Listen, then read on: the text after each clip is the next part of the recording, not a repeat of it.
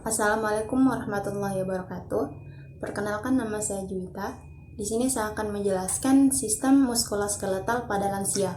Sistem muskuloskeletal itu dia terdiri dari tulang, otot, sendi dan juga saraf. Yang pertama itu ada perubahan fisiologis pada tulang. Tulang itu sendiri dia memiliki fungsi yaitu memberi bentuk dan dukungan pada tubuh. Selain itu, dia juga berfungsi untuk melindungi tubuh. Contohnya seperti tulang tengkorak, dia yang berfungsi untuk melindungi otak. Kemudian tulang rusuk yang berfungsi untuk melindungi jantung, paru-paru, dan lain sebagainya. Dan juga ada tulang belakang yang berfungsi untuk melindungi sumsum tulang belakang.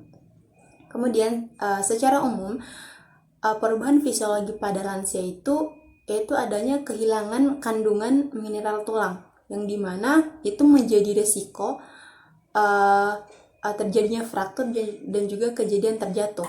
Selain itu juga terjadi penurunan massa tulang atau yang disebut sebagai osteopenia. Nah, osteopenia ini apabila tidak ditangani dengan segera akan berlanjut menjadi osteoporosis yang ditandai dengan karakteristik berkurangnya kepadatan tulang dan juga meningkatnya laju kehilangan tulang.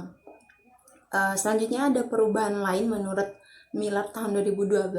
Yang pertama itu ada meningkatnya resorpsi tulang ataupun pemecahan tulang yang diperlukan untuk melakukan remodeling.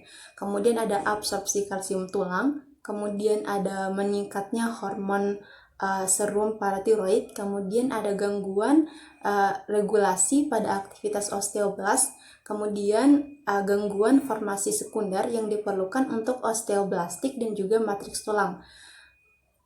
Selanjutnya itu ada perubahan fisiologi pada otot. Yang pertama itu ada peningkatan variabilitas dalam ukuran serat otot, yang dimana efek fisiologisnya dapat meningkatkan heterogenitas jarak kapiler.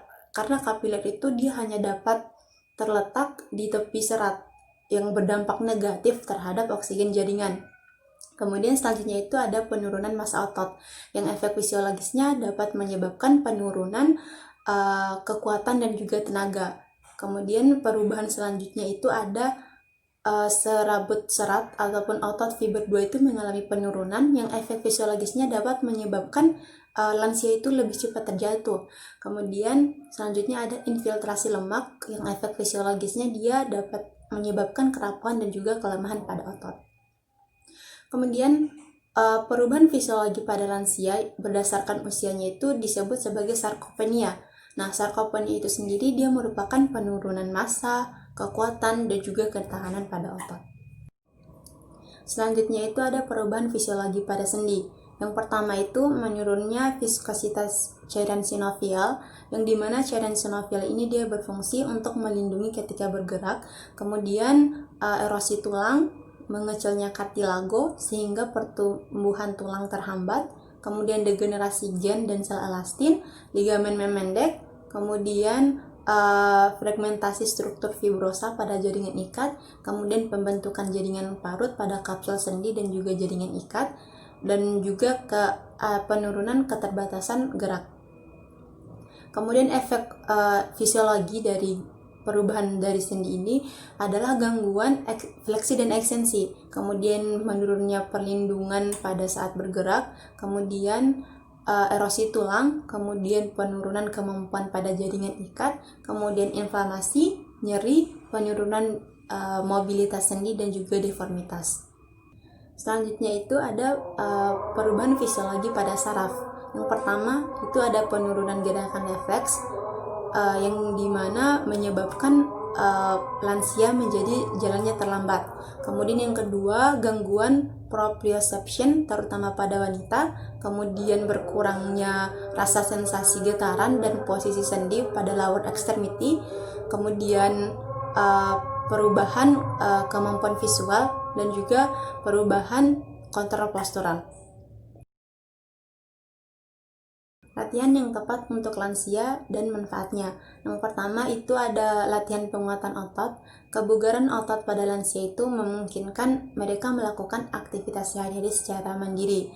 Nah, latihan fisik untuk penguatan otot adalah aktivitas untuk memperkuat dan menyongkong otot dan jaringan ikat. Nah, latihan ini sendiri dia dirancang supaya otot mampu membentuk kekuatan untuk melakukan gerakan dan menahan beban. Misalnya itu melakukan aktivitas melawan gravitasi, seperti gerakan berdiri dari kursi, lalu ditahan beberapa detik dan dilakukan secara berulang-ulang, ataupun aktivitas dengan tahanan tertentu, misalnya dengan latihan tali elastik. Selanjutnya itu ada latihan fleksibilitas. Nah, latihan fleksibilitas ini adalah aktivitas untuk membantu mempertahankan kisaran gerak sendi ataupun ROM yang diperlukan dalam melakukan aktivitas fisik dan tugas sehari-hari secara teratur. Contohnya itu seperti yoga. Yang terakhir itu ada latihan keseimbangan. Latihan keseimbangan ini adalah aktivitas untuk mencegah lansia jatuh. Nah, latihan ini setidaknya dilakukan 3 kali dalam seminggu. Sebagian besar latihannya itu menggunakan intensitas yang rendah. Kegiatan berjalan, tai chi, dan juga penguatan otot memperlihatkan perbaikan keseimbangan pada lansia.